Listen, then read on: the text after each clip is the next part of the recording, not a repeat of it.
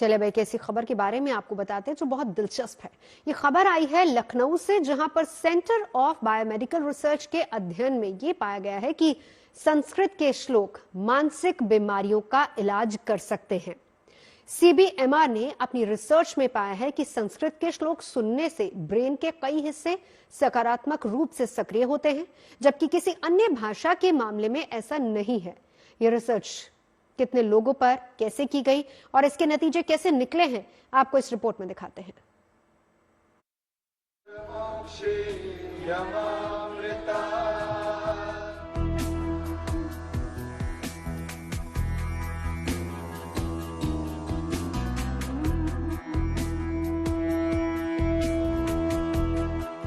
दुनिया की सबसे पुरानी भाषाओं में एक संस्कृत, जिसके श्लोक मानसिक बीमारियों को दूर कर सकते हैं। ये दावा है लखनऊ के सेंटर ऑफ बायोमेडिकल रिसर्च के वैज्ञानिकों का, जिनके मुताबिक अस्तो मां सद्गम्य तमसो मां ज्योतिर्गमय और अहम ब्रह्मस्मि जैसे श्लोक सुनने भर से ब्रेन के कई हिस्से सकारात्मक रूप से सक्रिय हो जाते हैं, जबकि किसी अन्य भाषा के मामले में ऐसा नहीं है। लखनऊ स्थित इस जो रिसर्च सेंटर है,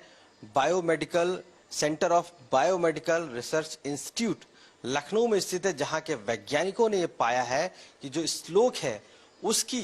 उच्चारण से जो क्षमता है मस्तिष्क की वो बढ़ती है। हाल में ही हमने देखा कि जब संस्कृत के श्लोकों का प्रयोग कराया जाता है या जब हम उच्चारण करते हैं तो उससे एमआरआई की मशीन में जब हमने मस्तिष्क को देखा तो हमने पाया कि न केवल उच्चारण से उसके मस्तिष्क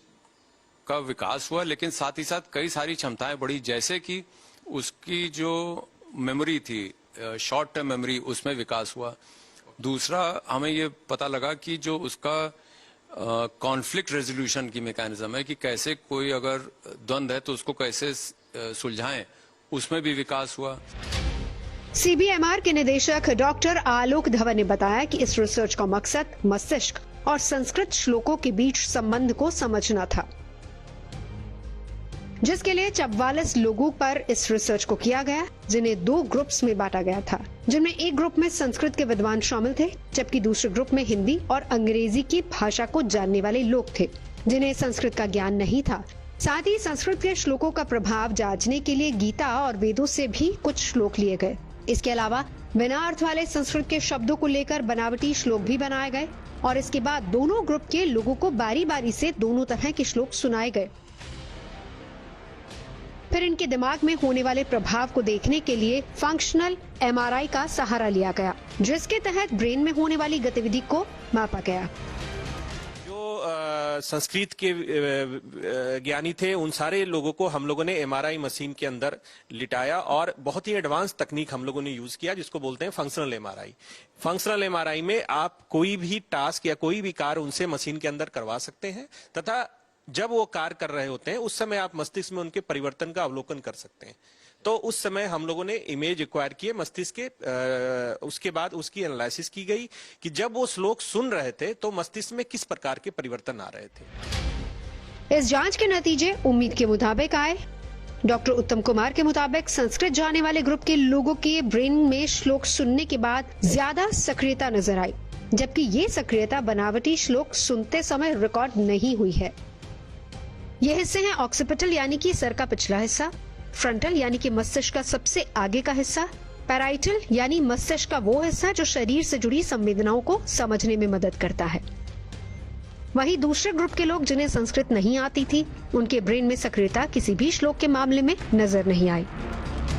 मैं आपको दिखाना चाहूंगा, जो व्यक्ति जो संस्कृत के विज्ञानी श्लोक को सुन रहे थे उनके जो जिन जिन हिस्सों में मस्तिष्क में सक्रिय हुआ वो ये हिस्से हैं, जिसको हम लोग मुख्य रूप से 4 हिस्से में सक्रियता देखी गई, जिसमें कॉर्डेट देखा गया, ऑक्सीपिटल का एरिया देखा गया, फ्रंटल का एरिया देखा गया और पैराइटल एरिया, जिसपे मुख्य रूप से उस हिस्से में सक्रियता देखी गई। जब हमने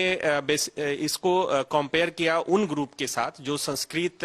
नहीं जानते हैं, उनके साथ जब कंपेयर किया तब हमें ये हिस्से मिले हैं। इसका मतलब कि जो व्यक्ति संस्कृत श्लोक सुन सकता है और उसके गहनता को समझ सकता है, उनमें ये हिस्से सक्रिय होते हैं। तो संस्कृत सुनने से श्लोक को सुनना और सीखना वो मस्तिष्क के लिए काफी बेहतर है। ये किसी एक पर्टिकुलर श्लोक का नहीं, सारे श्लोक का मिश्रण है। अलग अलग जैसे मद् भगवत गीता या इन सब जितने भी जगह से श्लोक लिए गए वहां से हम लोगों ने इस श्लोक को लिया और श्लोक की अहमियत रखने के लिए हम लोगों ने उससे मिलते जुलते शब्द भी क्रिएट किए जो उसके भांति होते हैं, लेकिन वो मस्तिष्क में उतना प्रभावकारी नहीं दिखता। इतना ही नहीं, इस रिसर्च टीम ने यह भी पाया कि अल्जाइमर जैसी मानसिक बीमारी में प्रभावित होने वाले ब्रेन के टेम्पोरल लोब पर भी श्लोक का असर, यानी कि संस्कृत के श्लोक सुनते समय ब्रेन का ये भाग भी सक्रिय हुआ है, जिसके आधार पर ही सेंटर ऑफ बायोमेडिकल रिसर्च के वैज्ञानिक दावा ये कर रहे हैं कि आने वाले समय में संस्कृत के श्लोकों के जरिए मानसिक बीमारियों का उपचार संभव हो पाएगा। जो श्लोक हैं उनसे किस तरीके से उनके जो उच्चारण से जो मस्तिष्क का एक तरीके से विकास होता है, उनकी कार्य क्षमता बढ़ती है, वो अब साइंटिफिकली साबित किया जा चुका है, साबित हो जा चुका है, जिसको वैदिक काल से कहा जाता रहा है और इसको अब खुद लखनऊ में मौजूद साइंटिस्टों ने इसको कर दिखाया है। लखनऊ से कैमरा पर्सन संदीप दुबे के साथ आशीष श्रीवास्तव।